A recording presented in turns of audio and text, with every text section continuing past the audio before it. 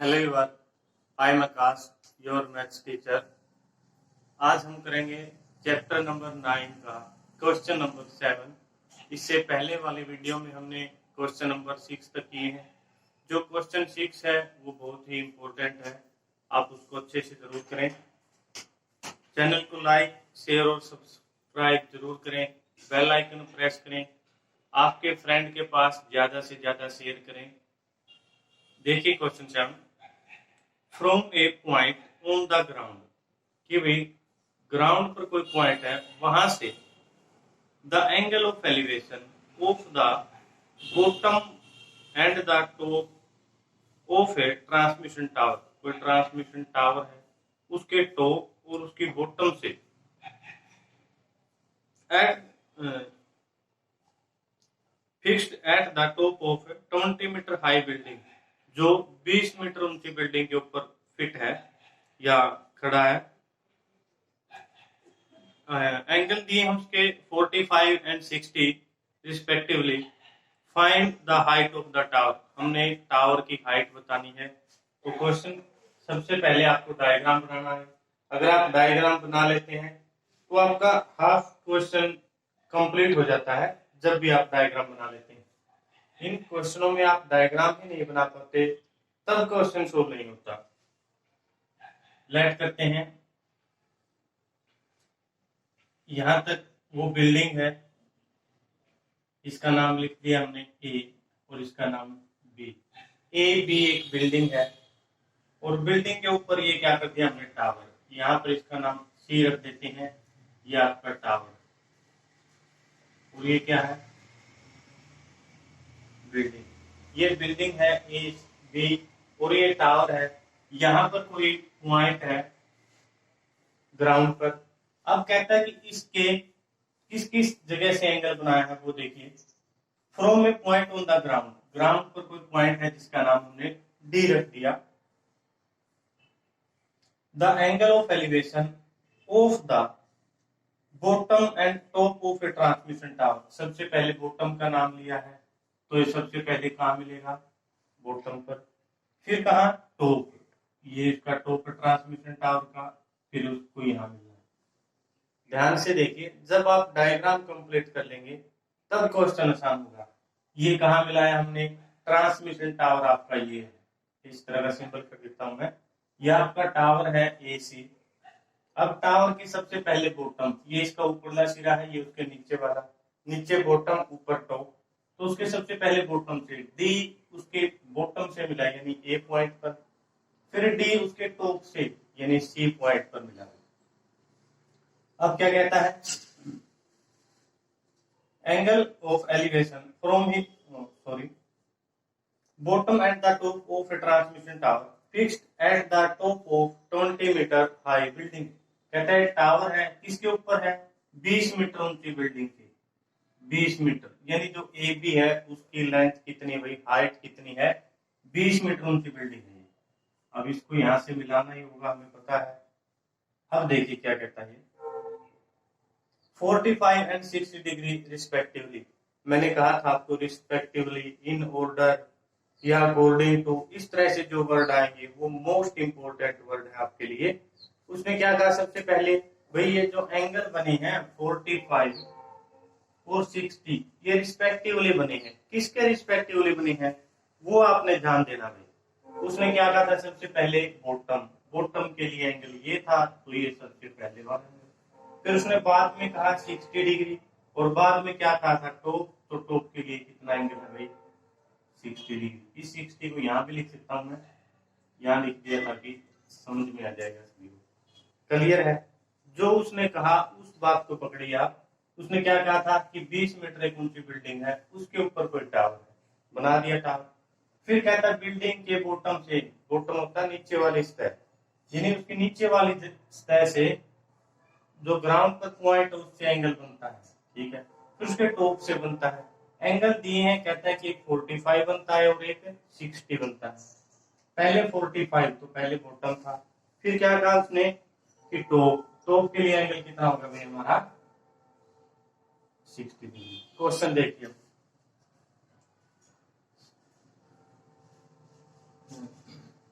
A B is equal to 20 metre. Height of building लिख सकते हैं। ए सी कोई गिवन नहीं है तो हमने इसका नाम एच रख लिया। Let A C is equal to H. तो यहाँ पर लिख सकते हैं आप height of tower, height of building, height of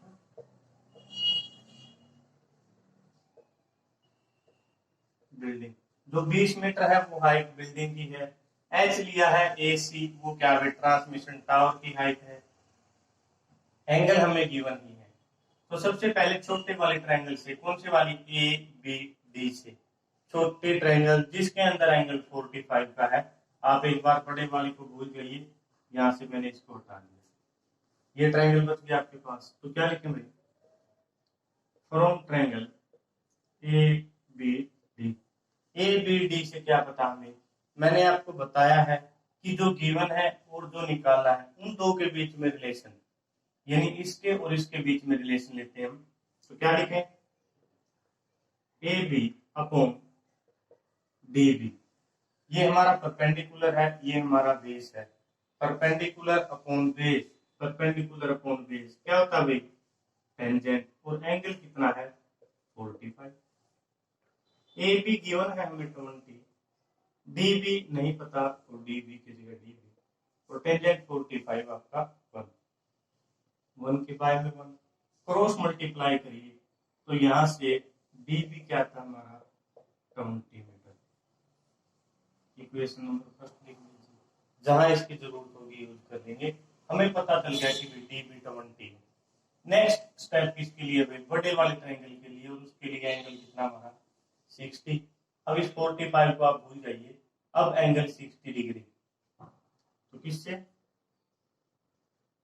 from triangle, आपके पास ट्रायंगल क्या रहेगी भाई, अब की बात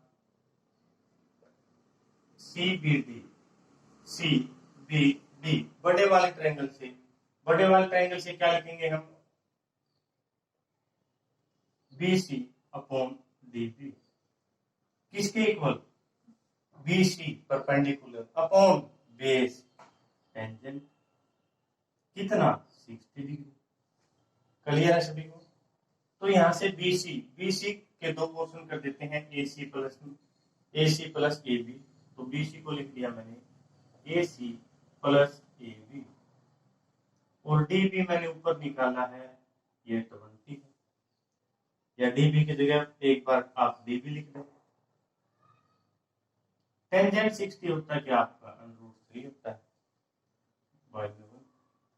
नेक्स्ट स्टेप क्या रहेगा भी हमारा, ए सी हमने एच लिखा है, तो ए सी की जगह पर लिख दिया एच, प्लस ए बी क्या है हमारा 20 है, उसकी जगह पर लिख दिया 20, अपॉन डी बी कितना हमारा यहाँ से 20 है।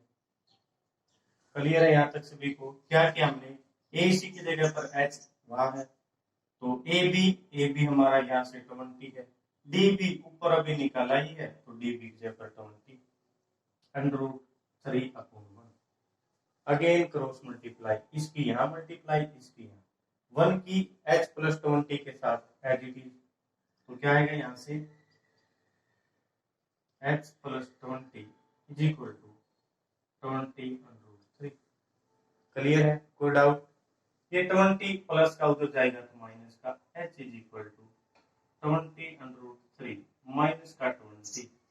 तो h किसके इक्वल भाई, दोनों में से 20 को कॉमन ले लेते हैं, 20 कॉमन, √3 माइनस का 1, इतने मीटर, क्योंकि हाइट थी और हाइट को हम किसमें, मीटर में डिनोट करते हैं।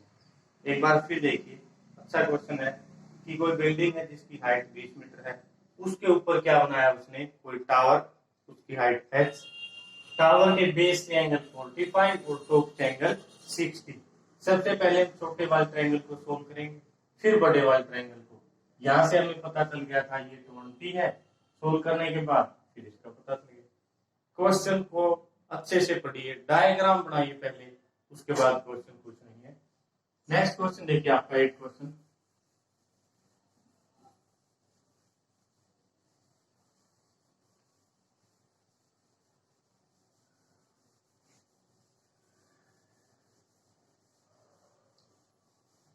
थोड़ी ही अगर समझ से काम लेंगे तब भी क्वेश्चन आ जाएगा।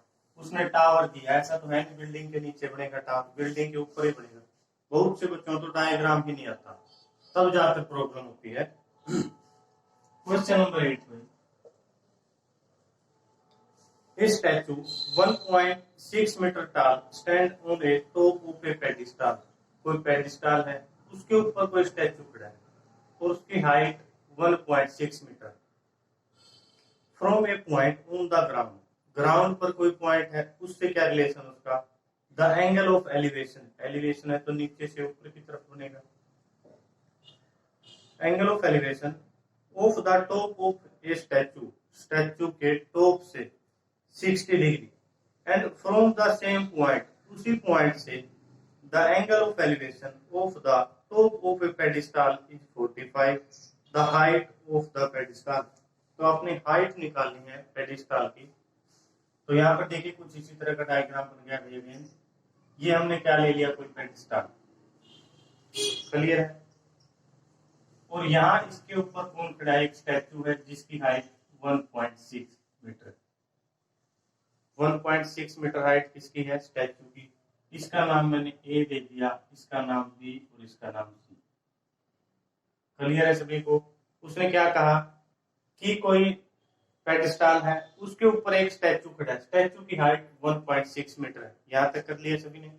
उसके बाद क्या कहता है कि कोई पॉइंट है ग्राउंड पर, ये मैंने पॉइंट ले लिया, इसका नाम लिख लेता हूं मैं डी।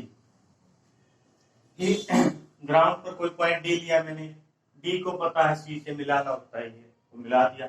अब कहता है कि जो डी है वो स्टैचू के टॉप से एंगल बनाता है 60 डिग्री। स्टैचू यहाँ है और इसके साथ एंगल बनाने को, ये कितने डिग्री है, 60 डिग्री। क्लियर है सभी को। फिर कहता है कि जो पेडिस्टल है उसके टॉप से, पेडिस्टल तो यहाँ तक है भाई, बी पॉइंट तक, उसके टॉप से फिर एंगल बनाता है वो, और वो एंगल कितना है, 45। कितना भाई, 45। मैं इसको यहाँ मिला देता हूँ, ये मिला दिया, और ये वाला एंगल है मेरा 45। जो बड़े वाला एंगल है वो कितना भाई, 60 डिग्री। बड़े वाले को अगर यहाँ से हटाना, हटा दो एक बार,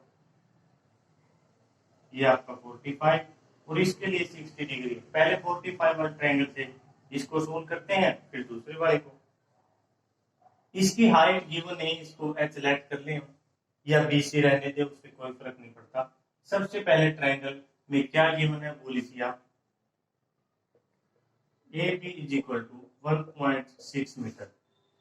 ये आप लिख सकते हैं हाइट ऑफ जो उसके ऊपर स्टैचू उसकी।